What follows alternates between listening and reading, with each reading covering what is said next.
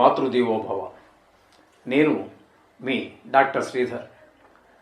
ఇప్పుడు మనము 2025 సంవత్సరం జాన్యువరి నెల 11వ తారీఖు నుండి 20వ తారీఖు వరకు ఈ 10 రోజులు ద్వాదశ రాశుల వారికి గోచార ఫలితాలు ఏ విధంగా ఉంటాయనేది సశాస్త్రీయమైన పద్ధతిలో మనం తెలుసుకునేటువంటి ప్రయత్నం చేద్దాము. కుంభరాశి వారికి 2025 సంవత్సరం జాన్యువరి నెల 11వ తారీఖు నుండి 20వ తారీఖు వరకు ఈ 10 రోజులు గోచార ఫలితాలు ఏ విధంగా ఉంటాయనేది సశాస్త్రీయమైన పద్ధతిలో తెలుసుకునే ప్రయత్నం చేద్దాం.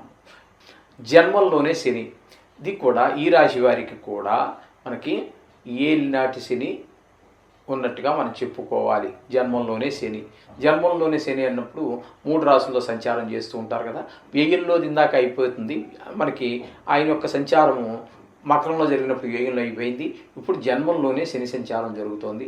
జన్మంలో శని సంచారము అనేటటువంటిది శరీరానికి సంబంధించినటువంటి అనేక రకమైనటువంటి రుగ్మతలు కలగజేస్తూ ఉంటాడు.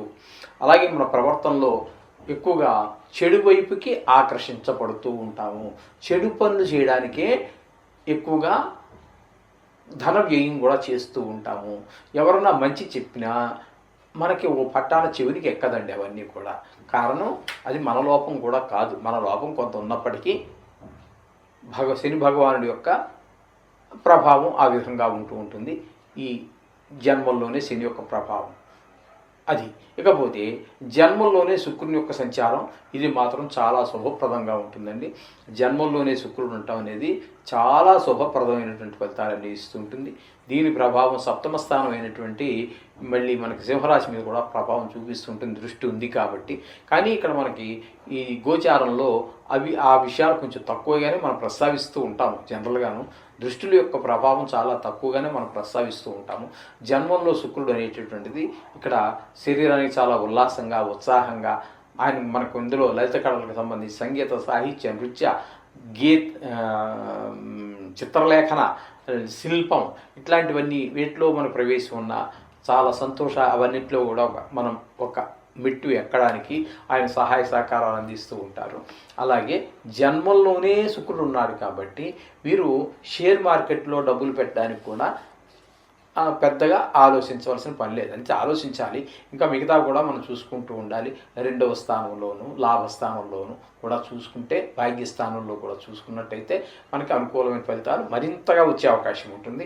మొత్తం మీద శుక్రుడు మాత్రం ఈ స్థానంలో ఉండి మీరు షేర్ మార్కెట్లో పెట్టుబడి పెట్టడానికి తన వంతు సహాయం తను చేస్తూనే ఉంటారు.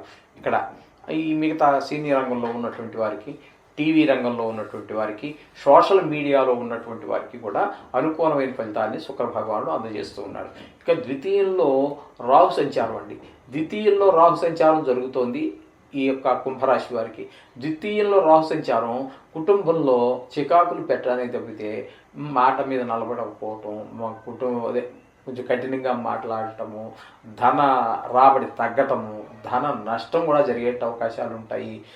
ఈ విధంగా మాటలో కఠినత్వం ఇవన్నీ కూడా జరుగుతూ ఉంటాయండి. మనకి ద్వితీయ స్థానంలో రాహు యొక్క చెప్పవలసిన మాట కన్నా 4 మాటలు ఎక్స్ట్రా చెప్పడం, అందులో అక్కర్లేని మాటలు దొరలటం, ఇవన్నీ కూడా ద్వితీయ స్థాన రాహు యొక్క ప్రభావాలు జరుగుతూ ఉంటాయి. ఇకపోతే తృతీయంలో గురు సంచారంగా మనం చెప్పుకోవాలి. గురు సంచారం తృతీయంలో అంటే 4వ స్థానంలో ఉన్నప్పటికీ వక్రగతిలో ఉన్న కారణంగా చెప్పుకున్నట్టయితే తృతీయంలో గురువు యొక్క ప్రభావం కూడా మనకి సత్ఫలితాలను ఇవ్వజాలదండి. మనకి ఎవరి సహాయ సహకారాలు అందవు.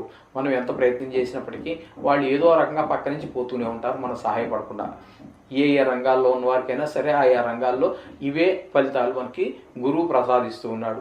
ఇక పంచమంలో కుజ సంచారంగా మనం చెప్పుకోవాలి. నిజానికి ఆయన ఉన్నటువంటిది 6వ స్థానమే, కానీ వక్రగతి మూలంగా 5వ స్థానం ఫలితాలు చెప్పుకుందాం. 5వ స్థానంలో కుజుని యొక్క సంచారం కుటుంబం మీద, పిల్లల మీద దుష్ప్రభావాలు చూపిస్తుంది. వాళ్ళకి గాయాలు అవటము, చదువు మీద తగ్గటము, శ్రద్ధ తగ్గటము, ఆటల మీద శ్రద్ధ పెరగటము, కోపం పెరగటము, గాయాలు చేసుకోవటము, ఇవన్నీ కూడా మనకి పంచమ స్థానంలో కుజుని యొక్క సంచారం వల్ల కలిగేటటువంటి ఫలితాలు. అలాగే అష్టమ స్థానంలో కేతు సంచారం, అది కూడా ఏమాత్రము అనుకూలమైన ఫలితాలు ఇవ్వజాలదండి. ఇక్కడ కొంతమంది పెద్ద దుఃఖము, అక్కర్లేనటువంటి కొంచెం భారీ కొంచెం ఏదో శరీర పీడ జరగటం, కడతల పీడ అంటాం వాటిని, అలాంటివి కొంతమందికి హఠాన్ మరణాలు జరగటం, హఠాత్తుగా మరణం సంభవించటం, కొంతమందికి ధన నష్టం జరగటం, కలహాలు జరగటం, ఇవన్నీ కొన్ని అవమానాలు పొందటం, ఇవన్నీ కూడా అష్టమ స్థానంలో కేతు సంచారం వల్ల జరుగుతూ ఉంటాయండి. ఇవన్నీ కూడా చెప్తున్నా కదండి, అందరికీ అన్నీ మీకు అప్లై చేసేసుకోక్కర్లేదండి. ఎందుకంటే ఇది రాశిగతమైనటువంటిది.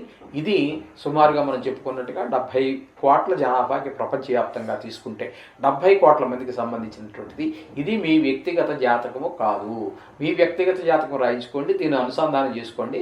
దీని ప్రభావం అప్పుడు మీకు స్పష్టంగా గోచరిస్తూ ఉంటుంది. ఇకపోతే ఏకాదశ స్థానంలో బుధుడు అద్భుతమైనటువంటి ఫలితాలు ఇస్తూ ఉంటాడు. వ్యాపార రంగంలో, అన్ని రంగాల్లో ఆదాయం పెరుగుతూ ఉంటుంది, మంచి సంపాదన ఉంటుంది.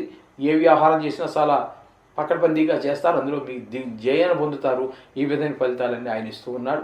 అలాగే రవి సంచారం కనుక మనం తీసుకున్నట్టయితే 11వ లాభస్థానంలో ఒక 4 రోజులు, 12వ స్థానంలో వ్యయ స్థానంలో ఒక 6 రోజులు సంచారం చేస్తూ ఉన్నారు. ఆ వ్యయ స్థానంలో ప్రవేశించే రోజునే సంక్రాంతి పండుగ వస్తుందండి. దాన్నే మకర సంక్రాంతి అంటాము.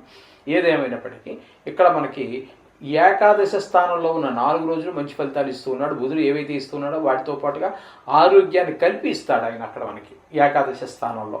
వ్యయ స్థానంలోకి వచ్చేటప్పటికి కొంచెం ఆరోగ్య విషయంలోనూ కూడా కొంచెం ఇబ్బందులు ఉంటాయి.